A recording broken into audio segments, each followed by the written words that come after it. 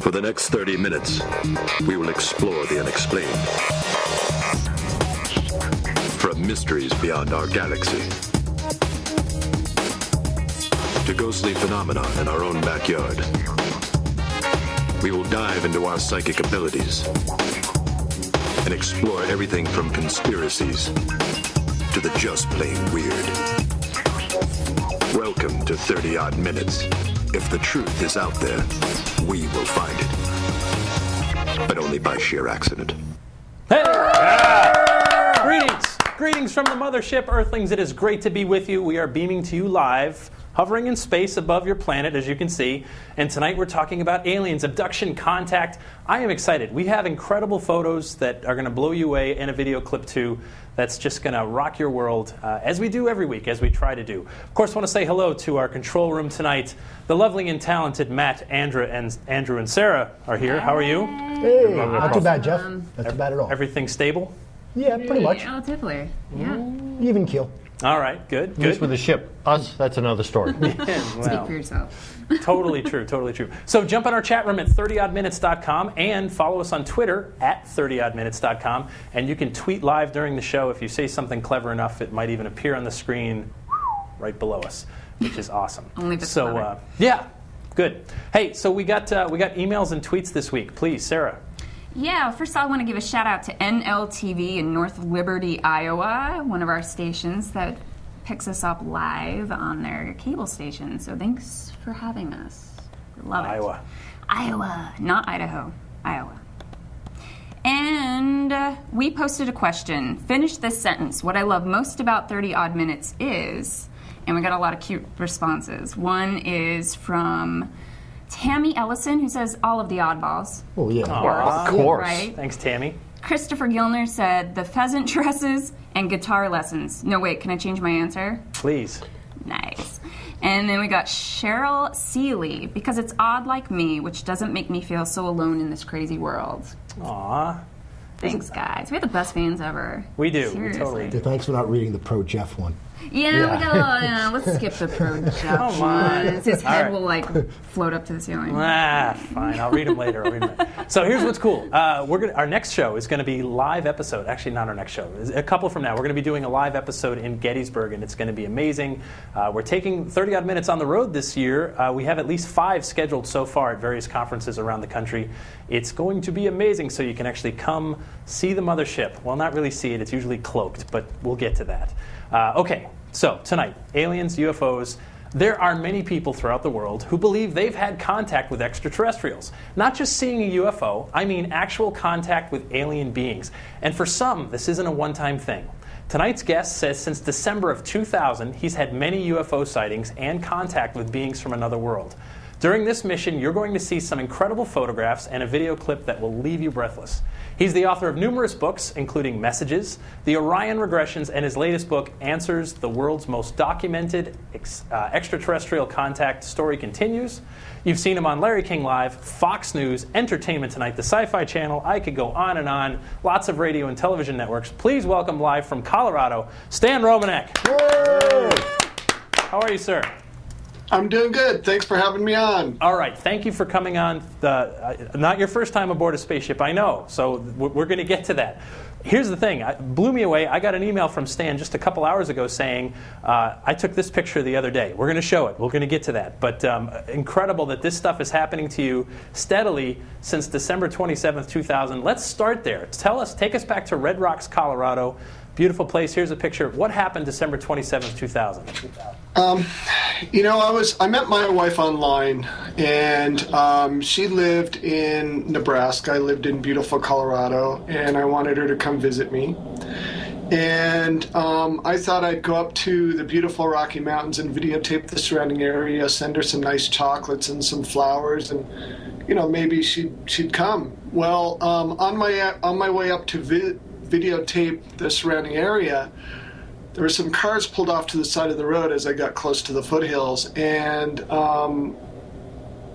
they were looking up above some power lines, and off to the south, off to my left, I looked up, and sure enough, there was what I thought was a hot air balloon. Actually ended up being a rather large metallic well, UFO. Right. And what did you think? This is I mean, was it exciting? Was it frightening, or was it just there? It actually terrified me because I didn't believe in this stuff at all. And the first thing I thought of, it's got to be some kind of military experiment. But as I got close to it, first of all, I noticed it didn't make any noise. And it was approximately about 50, 60 foot above the power line, so it was very close. Mm-hmm. And it was just, the way it maneuvered was almost impossible. There was no way any conventional aircraft could do that. And the fact that other people were there kind of solidified what I was seeing.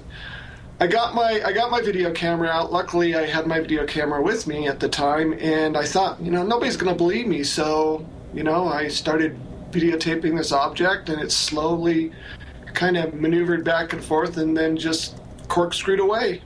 Amazing. Now, I've talked before on the show. I've had a sighting. I had a sighting as a kid. My dad and I saw it, and not only did my dad and I see it, it made the front page of the paper the next day. Hundreds of people had seen it. It was police reports, all that other stuff.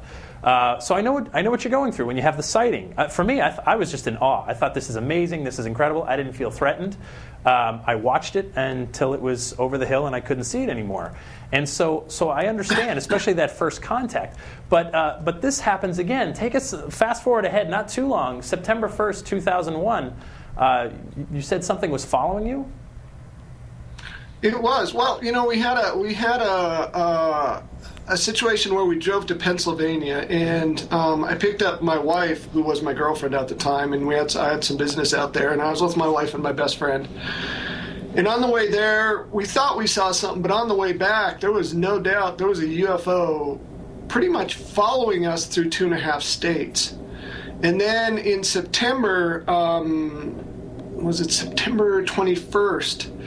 I was working at a retail store. I was managing a retail store on a corner of a very busy intersection. And I was closing up shop, and the customers that I just let out came running back, and they said, "There's something above your work." And I went outside thinking somebody's screwing around on the roof. But when I looked up, there was a huge 40-foot in diameter, perfectly round sphere just blinking rapidly just right above my work. Wow. Now in the middle of rush hour, everybody saw this. And so before we get ahead, you actually, the one in September that was tailing you, we have a photo that you took. There it is in the sky. Obviously disc-shaped, traditional, UFO-looking figure. Now, the September 20th, 2001, a couple weeks later, 3 weeks later, so a lot of people see this. Now, do you see a pattern yet? I mean, it's only been, not even a year. I mean, what are you thinking at this point? I was getting pretty paranoid, it literally took me about 3 years to come to terms with this. That's how much of a skeptic I was.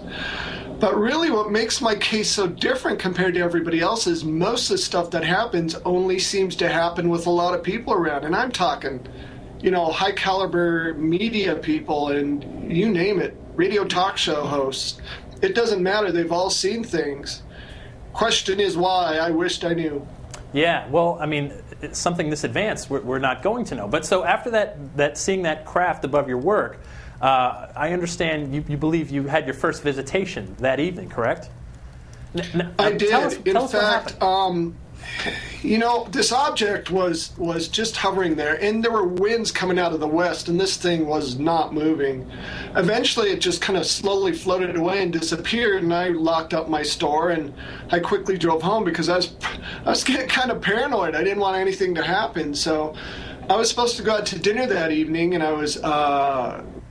my best friend and my sister were waiting for me, and I ran upstairs to the apartment, and I got my video camera, got my sister, got my friend, because as soon as I got back home, this object, whatever it was, this UFO, was actually hovering above my apartment complex. And let me tell you, I was pretty scared. And so we all came down, I videotaped it. Never actually went out to dinner that evening. My friend left about 11 o'clock, and I had a real bad headache, so I went to bed right away. And so then at about, I think it was about 2:30, there was a knock at the door, which is not typical of what you hear when it comes to this abduction phenomenon. But I thought, whoever it was, they were knocking for a very long time because it woke me up. And first thing I thought of was, maybe my friend broke down, or maybe the neighbor was drunk and got locked out of his apartment. I wasn't sure, but I got up and I went to go answer the door, and my sister had already answered the door. And my bedroom was down the hallway, so I had a straight view of the door. And it looked like there were three people. Well, I thought they were teenagers because they were small. And as I got close, I noticed that my sister was kind of staring at the ceiling, just like she was still asleep. And I'm thinking, what in the world? Well, when I got a little bit closer, it's like, why are these people wearing costumes? Are they going to rob us? And then all of a sudden it just went crazy. I was thinking, they're going to rob us. I was yelling at my sister not to let them in because they were going to rob us. But what's interesting, as I got close, I realized that these were probably not costumes and probably not masks, because I could see their facial features move. And there was a female and two males, which is, again, not typical of what you hear about the abduction phenomenon. Right. And the female came forward and grabbed my wrist, and it's really hard to explain. It's like trying to explain the color red to somebody that's never seen red before, but a thought popped into my head. It's okay, it's okay. It wasn't okay. I was screaming, but for whatever reason, nothing came out, and I was doing whatever she wanted me to do. And we lived in a second-story apartment, and she was leading me out to the balcony, and there was a male on either side of me, and I must have gotten frightened enough that I snapped out of whatever trance I was in, and I grabbed one of the males. I was going to throw him off the balcony, and I felt a tap on the back of my head, and I woke up somewhere else. Where did you wake up? Well, it's really not like any room I can describe. There were no right angles. Everything was rounded. There was no furniture freestanding in the room. Everything seemed to be molded out of the environment, or out of whatever room we were in. And it was the strangest light. In fact, after my experience, some of those new cars started coming out. You know those blue headlights that they have on the newer European cars? That's what the lighting was like in this strange room. And I remember the sickening sweet smells too, but there was no edges. Everything was rounded, and I was literally stuck to a wall. Not like glued, not like strapped down, but like, those centrifugal force rides. Sure. It was kind of like that. And I remember seeing this female, whatever it was, walking towards me, and I looked on the wall, and it looked like there were quarter-sized copper pieces embedded in the wall every foot or so. And she put her hand on this lit panel, and it released me. And one of the males came up, and he had this box over his on a strap over his shoulder, and it looked like it was lit internally, and it had a tube that came out the end, and for lack of a better description, it looked like it had a melon baller at the end of it. And I remember they turned me around, and they started doing something to my lower back, and it stung so bad. And again, I felt a tap on the back of my head, and I woke up in the middle of the room. Amazing. So you actually have a sketch of what you saw. I mean, so check this out. This is Stan sent us this. So these figures, they look different. Obviously, one does look female, but here's to me the most frightening part. A dream is one thing, and some skeptics may be saying it was a dream, but you had the cuts. You had the cuts to prove it, and we have photos of that as well. Here's your wrists, your lower back. Did it hurt when you woke up when you saw this? See, that's the thing. And if you watch TV, you hear about this thing called sleep paralysis. By the way, I personally think it's crap, because it doesn't explain like Benny and Barney Hill's experiences. It doesn't explain Travis Walton, Snowflake, Arizona. He had witnesses there that watched him get taken. Sure. And it doesn't explain mine, because I was awake through all of it, and I remembered everything. I couldn't handle what I saw and tried to blow it off as a dream, but when I woke up the next morning, I went to go make pancakes, and my headache was gone. I didn't feel any pain. I didn't feel anything other than, man, I had this really weird dream. And so my sister goes, what in the heck happened to your back? And it kind of flashed back what happened, and I felt on my lower back, and I could feel the holes. There were no pain, no anything, but I could feel with my hand that there were holes there. Yeah. So I flipped the lid. I really fell apart. Yeah, I can imagine. And I guess these healed rather quickly, right? Because when you put them under blacklight, we have that photo as well, you can still see the scars. Well, interestingly enough, because I was having such a hard time, my best friend said, look, there's an organization that deals with this stuff. I looked it up. Let's contact them. And it ended up being MUFON, which is Mutual UFO Network, one of the biggest organizations in the world in regards to UFOs. And luckily, they had their international headquarters in Colorado. So they came over right away and they said, look, if you've been abducted and you have these scoop marks or any evidence, sometimes what will happen is they fluoresce under black light. Well, all right, that's cool. What they did was they shined a black light on a scrape I had on my knee, nothing. But as soon as they got to the sores on my wrist and on my back, they lit up like a Christmas tree. Yeah. And the interesting thing is those sores literally healed within like 24 hours to nothing but barely visible scars, except the fluorescing lasted for about 90 days, I think. Amazing. Okay, so now you have other people working on this. You're starting to get other folks involved. We're going to take a quick news break. When we come back, we're going to play that video clip taken in Stan's home. Be right back after the news. British singing sensation and 6-time Grammy winner Adele recently moved into a 10-room mansion in West Sussex, England, that at one time in its long history served as a convent. The singer was at first excited about moving into the secluded country estate, but after a few nights of hearing strange, unexplainable sounds, Adele feels that she may be sharing the old house with a ghost or two. The songstress now says the place gives her the creeps, and she will not stay there alone. Her solution to deal with the haunting was to hire a full-time bodyguard at a yearly salary of £100,000. It is this reporter's observation that for one to be surprised a mansion in Great Britain has a ghost is a lot like being surprised that a mansion in Los Angeles has a swimming pool. They come with the territory, folks. Back. Hey, thank you for the news break. All right, the chat room is blowing up right now. We do have questions in the control center. Sarah, Matt, Andrew, please help us. Actually, for the first time ever, I just got booted out of the chat room. It completely crashed. Oh, you crashed. Technical issues, a UFO show. No, Go big figure. Surprise, yeah. Honestly, the most interesting question that was posed was they're curious to know who you were. What was your background before this, and how did that change you? I mean, obviously it changed you after, but what were you? What was your career? What was your profession? And then how did belief systems? Anything. And then how did that shape you after? Obviously it did. So they want to know who you were before. Good question. Yeah. Well, I was in management, corporate management, retail management. I had a computer repair business. Before that, I qualified for the Olympics. I was going to be a cyclist for the Olympics. I've done a lot of things, but at the time I was in management, retail management. Okay. And this obviously changes everything about you. Now, I want to play this video clip here in just a second.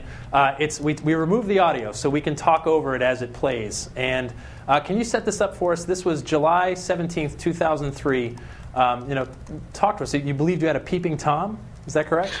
Well, I have twin stepdaughters. They're absolutely drop-dead gorgeous kids. They're not really kids anymore, but they're 23 years old. And now, at the time, they were young teenagers. And I had gotten up, this is after, some of my experiences that I already started. And I had gotten up to wash my hands or something from watching TV, and I saw movement out of one of the windows. And it's the first thing I thought is, oh my God, we got a peeping Tom.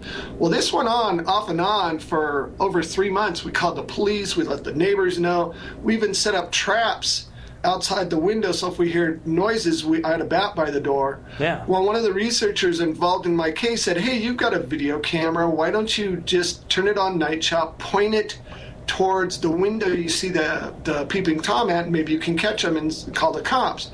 Well, that's what I did. I set up the video camera, I put it on night shot, put it towards that window, and I went down the hall and I went in the bathroom and sat on the edge of the bathtub reading a magazine, and I saw 2 flashes of light, and I look out and I see this head pop down.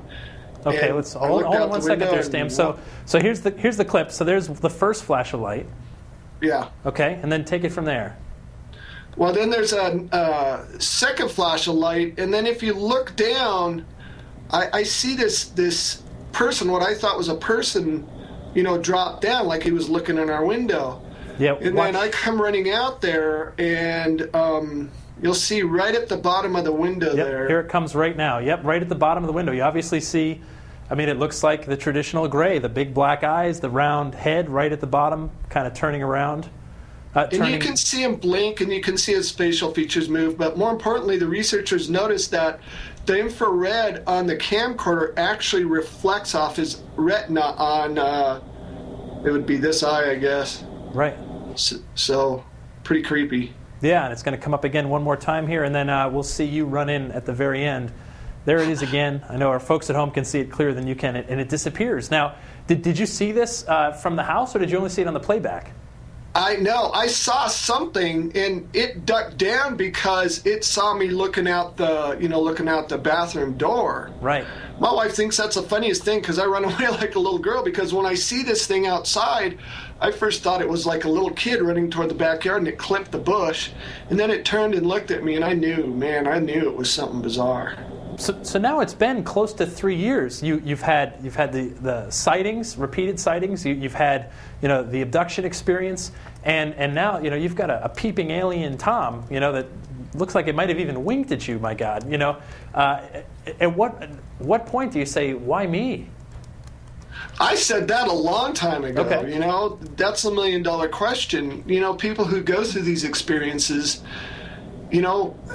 everybody asks that. And could it be genetics? It sure could be. I mean, it seems to run in the family. I found out about 2 years ago my brother had some experiences, which blew me away. I didn't know that.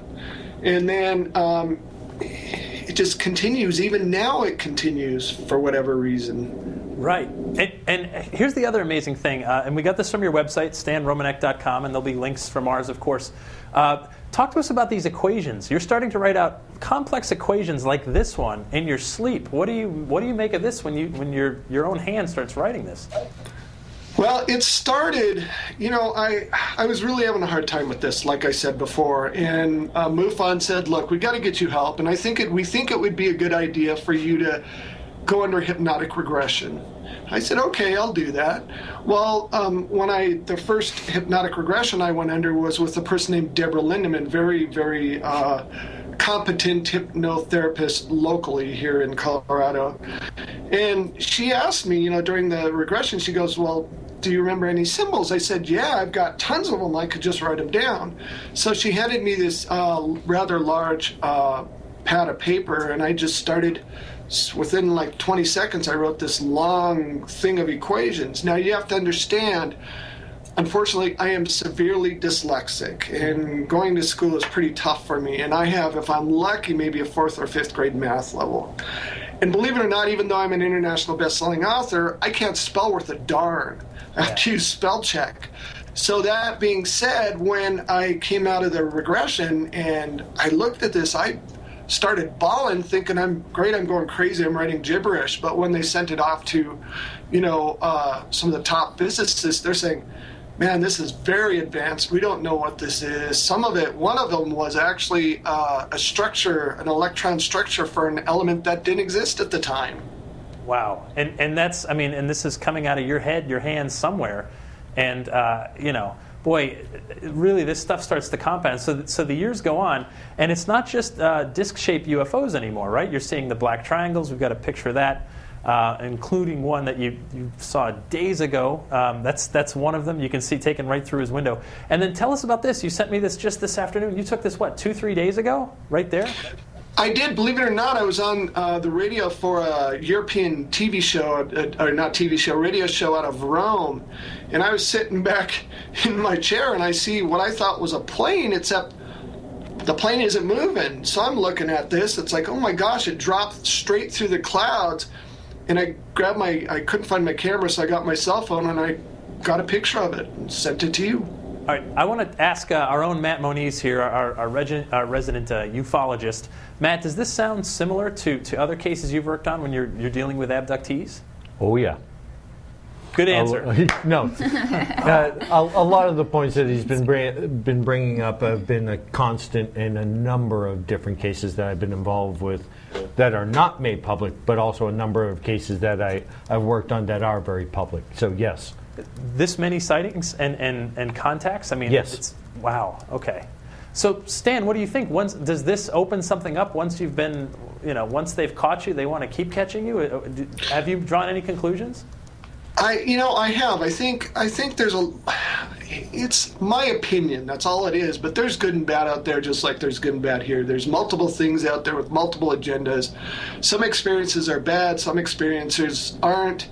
All I know for sure is it continues to happen, and to me it's like they're trying to get people to realize that there really is something out there. You have to understand, again, most of the stuff that happens only happens with a lot of people around. One real good example, we had 2020 Primetime, one of the top producers for 2020 Primetime, come down with another producer named Andrea from Good Morning America, and they had experiences while they were here. They saw 2 huge UFOs, and the producer for 2020 goes to the network and they said, "Hey, look, we got to do this right," and she was fired. Wow. And why do you think that is? Why do you think, and we talked about this a couple weeks ago. We covered Jeff, a lot of can I topics. augment on that? Please, Matt, jump in. Because I was actually part of that same filming with the Starborn twins, and they edited a whole bunch of stuff out from them. They took their particular story, cut it up, and made it fit what they wanted for their pet Sleep, theory. right? It was for the sleep paralysis. Yeah, I remember that. And sleep paralysis as an explanation for abduction is completely laughable, because over 65 to 70% of abductions happen during the day, mostly while driving.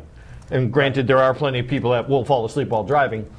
That doesn't explain all of the other aspects, because the other thing with abductions, people, if you're talking about the 10% that are actually in bed being abducted, the process is the person is woken, roused from sleep. Right. They encounter the beings, including if they're married or have a significant other with them. They wake up and see the things. Then the person becomes paralyzed. Right. Yeah. It's with sleep paralysis, you're paralyzed first. Then you have all of these hallucinations. With an abduction, you're awake, you're throwing things at them, and then you get paralyzed. It's not the other way around. Right. The funny thing about sleep paralysis, Stan, it's something actually I've studied quite a bit. I was involved in the CBS Sunday morning show, and one of the skeptics said, well, ghost experiences are all explained by sleep paralysis. So that damn sleep paralysis would probably explain Bigfoot too, I guess, if Exactly. you're in the middle of the woods and you're asleep and paralyzed, and there's Bigfoot. So it doesn't catch much. Well, it's interesting because I've had about 12, 13 experiences. I mean, I've woken up in other people's clothing. I've woken up outside with no clothing on, with all the slide boats locked from the inside. We've all been there. That can't explain sleep paralysis, sorry. Yeah, no, I understand.